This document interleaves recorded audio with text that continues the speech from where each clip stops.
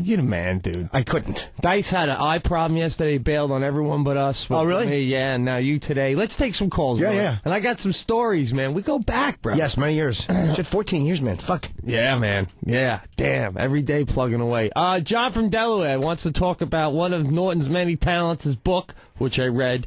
Fucking entertaining. Thank you, man. Yeah. Thank you. Because even though some of the things you talk about are dirty, they're smart, man. You're saying smart things about those moments. That's what I dig about you, man. I'm a dirty person. I mean, You're an honest person and a real smart, brilliant comic upstairs, man. Truly. John from Delaware, sorry to cut you, bro. You're talking to Jim Norton. Okay, hey, it's a pleasure, Jim Norton. Hey, man, thanks. I don't read. I hate reading.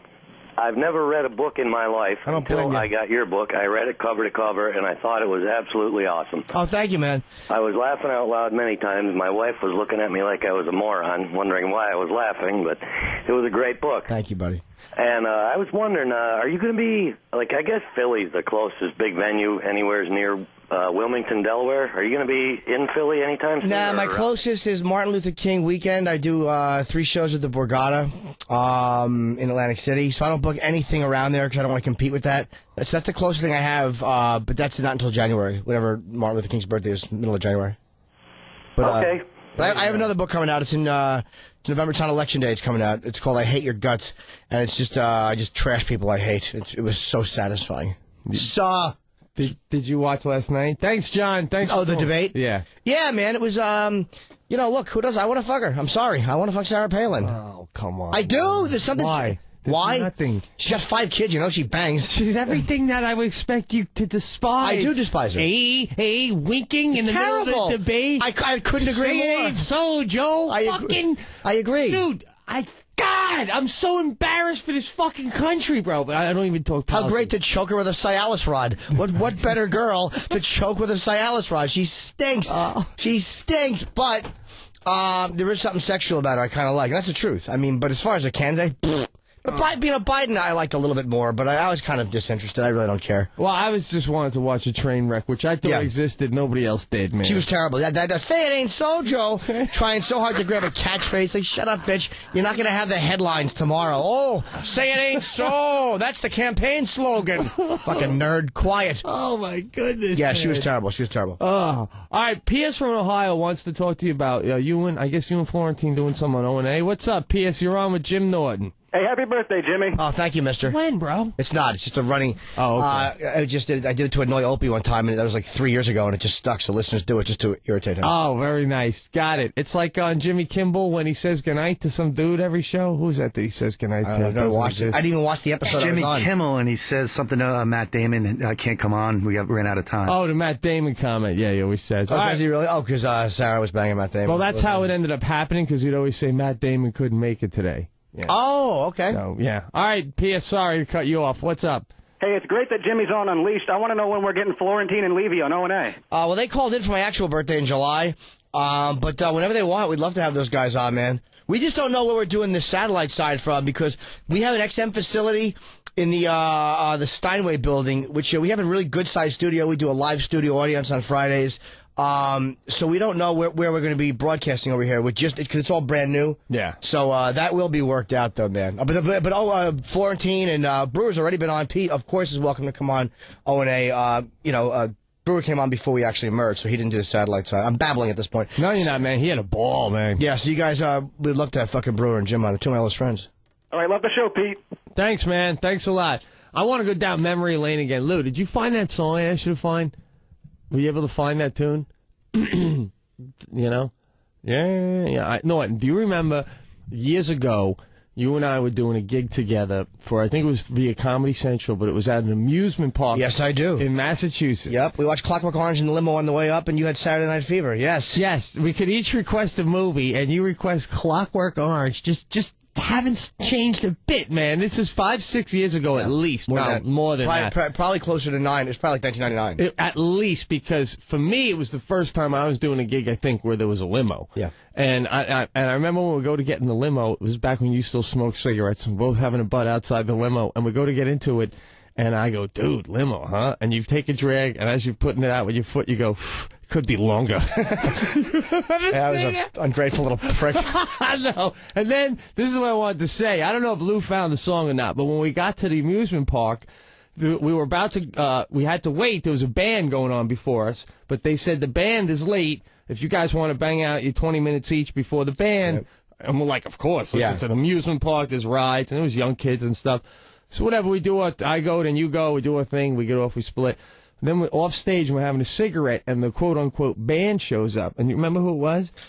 It was that fat guy, Spanish dude. Yes. Was it, na na na na na na na? Was that the one or no? He sang some song which fucking, and it was horrible. It was huge at the time. Yes, it was. And he had the two Spanish dancers. I think it was, yeah, baby, yes. I like it like that. And he puts in a little cassette, and they sing it in the background with him, and the place goes nuts. And I remember you and I smoking, going, dude, thank God we got on and off before this fucking debacle. Yeah, but then he has nothing else after that. He sings it for 20 minutes, though, man. Yeah, he does all kinds of like little versions of it. Little fat man with one song.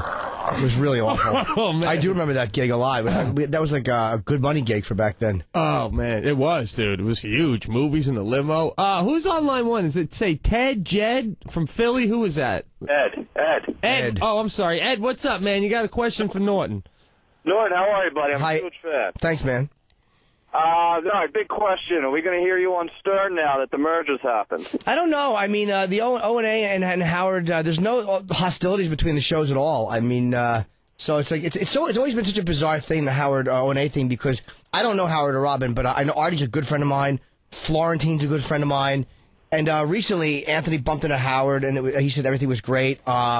O&A both bumped into Robin, and Fred lives in my building, and fucking Robin lives a block from where me and Opie live. So it's like... Well, Robin was hanging out with Florentine, and you and Florentine are like tight as can be, man. Got my first paid gig in comedy in 1990. You lived together for Lived together for 3 years.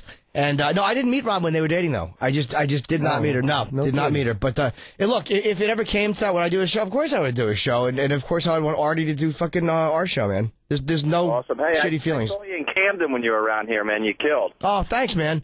What was the gig? It was the O&A... the Twitter Center. Okay, yeah. Cool, thank you, bro. I flew up. I was living in Florida, and I flew up just to see it, man. It was awesome. Good job. Thank you, man. I have a love-hate relationship with Philly. It's a cool city to perform in, but I never get ass in Philadelphia. It's horrible. I mean, you're a married man, but it's like you go up to Boston, they're all like fucking Irish Catholic chicks that hate everything, and they're slobs. I mean, I love Boston girls. I opened for you once in Philly with Keith. Keith MC now and on, and I was told, dude, you want to plow through and blah, blah. So I kept true. I mean, got into it a little about Yankees, but it was good. Yeah. And I did have my wife with me, so afterwards you went on and I split. But you say you having trouble getting chicks in Philly. From what I heard after that show, there was nakedness in the back. What was the big story? Golden shower. A girl gave a guy a golden shower, and she put a towel over his head. And that's how I got my manager. That was John, my manager's first time seeing me. He's like, oh my God, this is like a rock show. And he signed me long before he should have. And, cause I had the radio show had been over by the way. We had gotten thrown off at the end of August in 2002 for, Sex for Sam. And that was September of 2002. So I was fucking crying. I had no way to plug gigs. Thank God it was already sold. Yeah. But yeah, that girl who did that, actually, I stopped talking to because she was such a cock tease. Like, she would always pee in front of me, and she would never let me do anything with her. So I finally just stopped talking to her. Now, when you do that kind of stuff with women, if you can, because we go back. Now, I want to ask: do you have sort of conversations before you actually get to the act of having sex, what let you know that this girl is going to want to play the way you want to play? Or do you literally could be in the middle of making out and then just drop a bomb of like something crazy? Like, how do you even read? Because sometimes it seems like some of the most normal chicks are the craziest ones with the comics. It's hard to say. Really hard to say. Like, how do I know they're going to be into kink or whatever? Yeah, whatever it is that you're into, because you have special needs. I'm a pervert, man. Yeah. I had a girl come up one time from Washington. And we had been talking so much. We used to have like cyber sex about me getting her pregnant. And I told her I was going to come and I was going to get her pregnant. And she was crazy. And she came up, not crazy in a bad way, but just like a real dirty girl. And she came up and I met her at Dangerfields. And then I took her back to her hotel room. She was staying a block from Dangerfields. And we were in the room for 5 minutes. And we were kissing and I had to pee. So I just said, come in here with me. And she knelt on the floor and she held it. And then she just took a little in her mouth. It was just a vibe. We just knew. That's a true story. I just knew.